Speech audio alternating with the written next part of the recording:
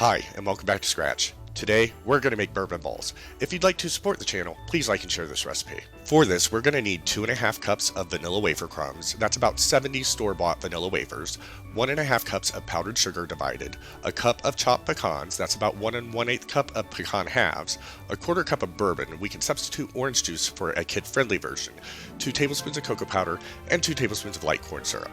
We'll start by crushing our vanilla wafers into 2.5 cups of crumbs. If you're using store-bought wafers, this should be about 70 wafers. If you're using homemade, the number may vary due to uneven sizes. Then we'll need a cup of chopped pecans. If you're using pecan halves like I am, we'll first need to chop them. I find it easier to put them in a Ziploc bag and crush them with a rolling pin. 1 1/8 cup of pecan halves should equal about the 1 cup of chopped pecans we need. To ensure our pecans are evenly distributed in the final product, we'll mix our 1 cup of chopped pecans into our 2.5 cups of vanilla wafer crumbs. Next, we'll whisk together 1 cup of our powdered sugar and our 2 tablespoons of cocoa powder in a large bowl.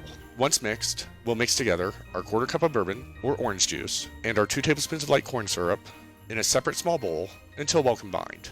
We'll stir this into our powdered sugar mixture until dissolved.